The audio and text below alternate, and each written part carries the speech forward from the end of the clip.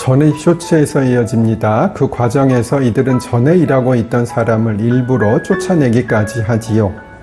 딸은 자신의 팬티를 벗어서 운전기사가 차에서 성관계를 한 것처럼 꾸며 내쫓게 하기도 했고요. 그 부분은 차치하더라도 일단 자신들의 경력을 속여서 취업을 했다면 사기죄가 될 수 있습니다.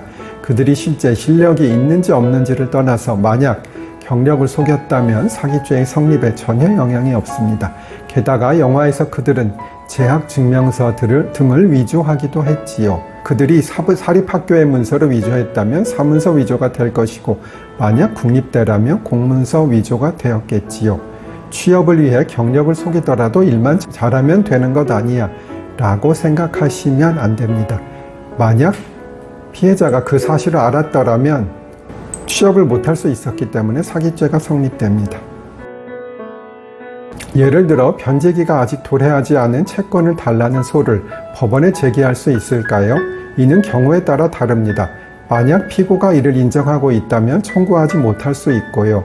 이와 달리 피고가 채무의 존재를 부인한다면 법문상에 미리 청구할 필요가 생기는 것이고요. 변제기 전에도 소송을 제기할 수 있습니다. 과거에는 남의 땅을 무단으로 점유하고 있다면 현재까지의 땅 사용 대금만을 청구했습니다. 그러나 지금은 그 상태가 계속되는 한 장래의 사용 대금, 법적으로 표현하면 임료 또는 차임을 미리 청구하고 있습니다. 이런 경우의 미래의 임료 또는 차임도 장래 이행을 청구하는 것의 한 가지 예가 될 수 있겠습니다. 제가 종로구를 상대로 저희 친척들 사건을 그렇게 청구해서 확정된 적이 있습니다. 연말이 되면 1년치를 모아서 종로구청에서 지급을 해주고 있네요. 연말에 용돈이 생기는 것 같아서 다들 좋아하시고요. 최근에 유명인 주땡땡이 발달장애가 있는 아들을 가르치는 특수교사를 고소한 일이 있었지요. 주땡땡은 증거를 잡기 위해 아들이 가방에 몰래 녹음기를 넣어 특수교사의 음성을 녹취했습니다. 검찰은 특수교사의 행위가 정서적 아동학대에 해당한 것으로 보고 기소했지요.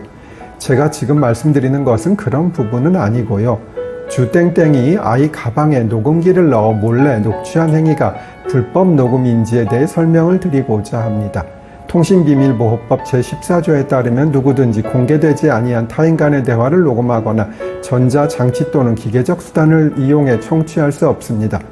타인 간의 대화를 몰래 녹음한다면 통신비밀보호법에 위반됩니다. 만약 자신이 특수교사와의 대화를 녹음했다면 법적으로는 문제가 되지 않지만 그 대화는 주땡땡이 대화자로 참여하지 않았기 때문에 불법 녹음이 되지요. 민사소송에서는 불법 녹음 등 불법 수집 증거도 증거로 채택될 수 있습니다. 반면에 형사소송에서는 위법 수집 증거 배제 원칙이 있지요. 즉 적법한 절차에 따르지 않고 수집한 증거를 사용할 수 없습니다. 따라서 원칙적으로 853회에서 설명드린 통신비밀보호법 위반 증거는 증거로 채택되기 어려운 점이 있기는 합니다. 그러나 예외적으로 아동학대 사건에서는 불법 녹취의 증거 능력이 다른 사건보다는 조금 더 넓게 인정되고 있습니다. 그렇게 하지 않으면 뻔히 아동학대를 한 증거로 보면서도 무죄 판결을 해야 하는 불합리한 일이 생기게 되기 때문이지요. 그리고 다른 방법으로 증거를 잡기도 어렵고요. 아이 엄마가 아이 돌보미의 아동학대를 의심해 자신의 집에 몰래 CCTV를 설치했는데 사실은 당사자 동의 없는 녹화라 불법성이 있음에도 증거 능력을 인정해준 판결도 있습니다. 치악산이라는 영화가 있습니다. 이 영화는 괴담을 소재로 한 공포 미스터리물인데요. 1980년대 치악산에서 토막 시신 10구가 발견되어 비밀리에 경찰 수사가 진행되었다는 괴담을 소재로 한 것이에요. 치악산이 있는 원주시는 위 영화가 원주시의 이미지를 실추하고 있다고 주장하면서 영화 제목의 변경 등을 요구했고요.